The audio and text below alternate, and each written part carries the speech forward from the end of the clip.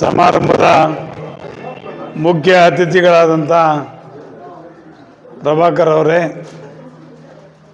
ಮಾಜಿ ತಾಲೂಕ್ ಪಂಚಾಯಿತಿ ಸದಸ್ಯರಾದಂಥ ಶ್ರೀನಿವಾಸ್ ಅವರೇ, ಬೈರ್ಕೂರು ಗ್ರಾಮ ಪಂಚಾಯಿತಿಯ ಅಧ್ಯಕ್ಷರಾದಂಥ ಅಶೋಕ್ ಅವರೇ, ಪೆತ್ತನಹಳ್ಳಿ ಗ್ರಾಮ ಪಂಚಾಯಿತಿ ಸದಸ್ಯರಾದಂಥ ಶಂಕರ್ ಅವರೇ, ಆತ್ಮೀಯರಾದಂಥ ನಮ್ಮ ಪೆದ್ದೂರು ಭರತಪ್ಪ ಅವರೇ, ಮುಖ ನೋಡ್ತಾ ಇದ್ದೀನಿ, ನಮ್ಮ ನಾಗಪ್ಪನವರೇ, ಲಕ್ಷ್ಮೀನಾರಾಯಣವರೇ, ವೆಂಕಟರಾಮಪ್ಪನವರೇ, ಗದ್ದರ್ ಅವರೇ, ಎಲ್ಲ ಭರತ್ ಅವರೇ, ನಮ್ಮ ರಾಜಪ್ಪನವರೇ, ಗ್ರಾಮ ಪಂಚಾಯಿತಿ ಸದಸ್ಯರೇ, ಎಲ್ಲ ಬುದ್ಗಿರಿ ಗ್ರಾಮ ಪಂಚಾಯಿತಿಯ ನಮ್ಮ ಮುಖಂಡರೇ, ಆತ್ಮೀಯ ಬಂಧುಗಳೇ, ಎಲ್ಲ ಪತ್ರಕರ್ತ ಮಿತ್ರರೇ, ನಿಜಕ್ಕೂ ಕೂಡ ಇವತ್ತು ಭಾಳ ಸಂತೋಷವಾದಂಥ ವಿಚಾರ. ಅನೇಕ ಬಾರಿ ನಾವು ಈ ಒಂದು ರಸ್ತೆಯಲ್ಲಿ ಹೋಗುವಾಗ ಅಂಬೇಡ್ಕರ್ ಅವ್ರನ್ನ ಮೇಲ್ಛಾವಣಿ ಇಲ್ಲದೆ ಇರೋದನ್ನು ನೋಡಿ ಭಾಳ ದುಃಖ ಆಗ್ತಾಯಿತ್ತು. ಏನಪ್ಪ ಈಗ ಮೇಲ್ಛಾವಣಿ ಇಲ್ಲದೆ ಇದೆಯಲ್ಲ ಅಂತ ಅನೇಕ ಸಾರಿ ನಮ್ಮ ಸ್ನೇಹಿತರನ್ನ ಕೂಡ ಕೇಳಿದ್ವಿ. ಇವತ್ತು ಈ ಮೇಲ್ಛಾವಣಿಯನ್ನು ನಿರ್ಮಿಸಿಕೊಟ್ಟಂಥ ನಮ್ಮ ಪ್ರಭಾಕರ್ ಅವರನ್ನು ನಾನು ಶ್ಲಾಘಿಸಬೇಕಾಗ್ತದೆ. ಇದೊಂದೇ ಅಲ್ಲ, ಇನ್ನೂ ಅನೇಕ ಕಾರ್ಯಗಳನ್ನು, ಒಳ್ಳೆಯ ಕಾರ್ಯಗಳನ್ನು ಅವರು ತಾಲೂಕಿನಾದ್ಯಂತ ಮಾಡ್ತಾಯಿದ್ದಾರೆ. ಅವರಿಗೆ ದೇವರು ಇನ್ನಷ್ಟು ಶಕ್ತಿ ಕೊಡಲಿ, ಇನ್ನಷ್ಟು ಜನರಿಗೆ ಸಹಾಯ ಮಾಡುವಂಥ ಬುದ್ಧಿ ಅವರಿಗೆ ಕೊಡಲಿ ಅಂತ ಹೇಳ್ತಾ, ನಾನು ಎರಡು ಮಾತನ್ನು ಅಂಬೇಡ್ಕರ್ ಅವರ ಬಗ್ಗೆ ಹೇಳೋದಕ್ಕೆ ಇಚ್ಛೆ ಪಡ್ತಾ ಇದ್ದೀನಿ. ಇವತ್ತೇನಾದರೂ ಅಂಬೇಡ್ಕರ್ರ ವಿಚಾರಧಾರೆಯನ್ನು ಅಳವಡಿಸಿ, ದಯವಿಟ್ಟು ಫೋನ್ ಯಾರಾದರೂ ಮಾತಾಡ್ತಾ ಇದ್ರೆ ಆಚೆ ಹೋಗಿ, ఏమంత అట్లా అర్జెంట్ ఉంటే అవతలపై మాట్లాడండి దయపెట్టి. నేను మాట్లాడి మీరు మాట్లాడుతూ ఉంటే ప్రయోజనం అయ్యలే. ಈಗ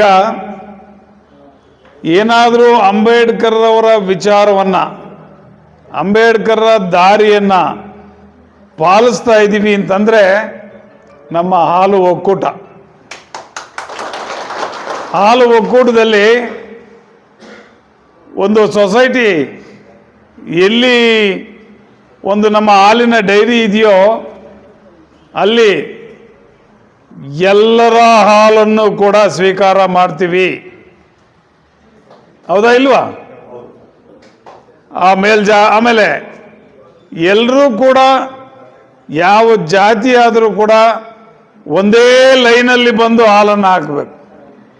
ಅವನು ಸಾಹುಕಾರ ಇರ್ಬೋದು, ಅವನು ಬಡವರು ಇರ್ಬೋದು, ಅವನು ಯಾವುದು ಕೆಳಗಿನ ಜಾತಿ ಇರ್ಬೋದು.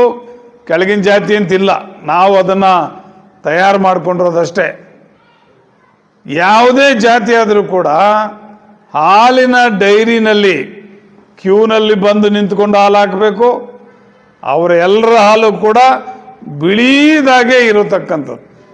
ಆ ಒಂದು ನಿಟ್ಟಿನಲ್ಲಿ ಅಂಬೇಡ್ಕರ್ ಅವರ ವಿಚಾರಧಾರೆಯನ್ನು ಏನಾದರೂ ಪಾಲಿಸ್ತಾ ಇದ್ದೀವಿ ಅಂದರೆ ನಮ್ಮ ಹಾಲು ಒಕ್ಕೂಟ ಹಾಲಿನ ಡೈರಿನಲ್ಲಿ ಇವತ್ತಿಗೂ ನಾವು ಅವರ ವಿಚಾರಧಾರೆಯನ್ನು ಪಾಲಿಸ್ತಾ ಇದ್ದೀವಿ. ಬಂಧುಗಳೇ, ಅಂಬೇಡ್ಕರ್ ಅಂದರೆ ಬರೀ ಒಬ್ಬ ವ್ಯಕ್ತಿ ಅಲ್ಲ, ಅವರೊಂದು ಶಕ್ತಿ. ಇವತ್ತು ಏನಾದರೂ ಈ ಪ್ರಪಂಚದಲ್ಲಿ ತುಳಿತಕ್ಕೊಳಗಾದವರಿಗೆ ನಾನಿದ್ದೀನಿ ಅಂತ ತೋರಿಸ್ಕೊಟ್ಟಂಥ ಒಬ್ಬ ಧೀಮಂತ ವ್ಯಕ್ತಿ ಅಂಬೇಡ್ಕರ್ ಅವರು. ಅನೇಕ ಅವಮಾನಗಳನ್ನು ಅನುಭವಿಸಿದ್ರು ಕೂಡ ತುಳಿತಕ್ಕೊಳಗಾದವರ ಪರವಾಗಿ ನಿಂತ್ಕೊಂಡು ಈ ಒಂದು ದೇಶಕ್ಕೆ ಸಂವಿಧಾನವನ್ನು ಬರೆದಂಥ ಅದೇ ಮೇರು ವ್ಯಕ್ತಿ ಅಂಬೇಡ್ಕರ್ ಅವರು. ಬಹುಶಃ ನಿಮಗೆ ಆ ಸಂವಿಧಾನದಲ್ಲಿ ಏನೇನಿದೆ ಅನ್ನೋದು ಭಾಳ ಜನ ಗೊತ್ತಿಲ್ಲದೆ ಇರತಕ್ಕಂಥ ವಿಚಾರ. ಇವತ್ತು ಭಾರತ ದೇಶದಲ್ಲೇ ಅಲ್ಲ, ಪ್ರಪಂಚದಲ್ಲೇ ಲಿಖಿತ ಸಂವಿಧಾನ, ಅತಿ ದೊಡ್ಡ ಲಿಖಿತ ಸಂವಿಧಾನ ಅಂತಂದರೆ ಭಾರತದ ಸಂವಿಧಾನ. ಬರವಣಿಗೆಯಲ್ಲಿರ್ತಕ್ಕಂಥದ್ದು ಬರವಣಿಗೆಯಲ್ಲಿ ಇರ್ತಕ್ಕಂಥ ಸಂವಿಧಾನ ಅತಿ ದೊಡ್ಡದಾದ ಪ್ರಪಂಚದಲ್ಲಿದೆ ಅಂದರೆ ಅದು ಭಾರತದ ಸಂವಿಧಾನ.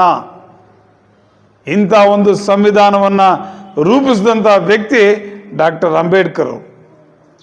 ಈ ಸಂವಿಧಾನದಲ್ಲಿ ಎಲ್ರಿಗೂ ಕೂಡ ಸಮಾನತೆಯನ್ನು ಘೋಷಣೆ ಮಾಡಿದಂಥ ವ್ಯಕ್ತಿ. ಎಲ್ಲರೂ ಕೂಡ ನಾವು ಸಮಾನರು, ಜಾತೀಯತೆ ಇಲ್ಲ, ಎಲ್ಲರೂ ಕೂಡ ಮನುಷ್ಯರೇ. ಯಾಕೆ ನನ್ನ ಮೈ ಕೊಯ್ದರೆ ರಕ್ತ ಬಿಳಿದಾಗಿ ಬರುತ್ತಾ? ನಿಮ್ಮ ಇದನ್ನೇನಾದರೂ ಕೊಯ್ದರೆ ಯಾರಾದರೂ ಕೀಳು ಜಾತಿ ಅಂತೇಳಿ ಕೊಯ್ದರೆ ಅವ್ರ ರಕ್ತ ಕೆಂಪಾಗಿ ಬರುತ್ತಾ? ಎಲ್ಲರ ರಕ್ತ ಕೂಡ ಕೆಂಪಾಗೇ ಬರ್ತಕ್ಕಂಥದ್ದು. ಆದರೆ ಒಂದೇ ಒಂದನ್ನು ಹೇಳ್ತೀನಿ, ಇವತ್ತು ಅಂಬೇಡ್ಕರನ್ನು ಎಲ್ಲ ಜನಾಂಗದ ನಾಯಕ ಅನ್ನೋದನ್ನು ಕೆಲವರು ಮರೆತು ಬಿಟ್ಟಿದ್ದಾರೆ. ಅಂಬೇಡ್ಕರ್ ಅವರನ್ನು ಕೆಲವೇ ಜನಗಳ ನಾಯಕನಾಗಿ ಬಿಂಬಿಸ್ತಾ ಇದ್ದಾರೆ, ಮತ್ತು ಅದು ಕೂಡ ಅಕ್ಷಮ್ಯ ಅಪರಾಧ. ಅಂಬೇಡ್ಕರ್ ಅವರನ್ನು ಎಲ್ಲರನ್ನ ಸೇರಿಸ್ಕೋಬೇಕು, ಎಲ್ಲ ಜಾತಿಯವ್ರನ್ನ ಸೇರಿಸ್ಕೊಂಡು ನಾವು ಅಂಬೇಡ್ಕರನ್ನು ಪೂಜಿಸಬೇಕಾಗ್ತದೆ, ಅವರ ವಿಚಾರಧಾರೆಗಳನ್ನು ನಾವು ಅಳವಡಿಸ್ಕೋಬೇಕಾಗ್ತದೆ.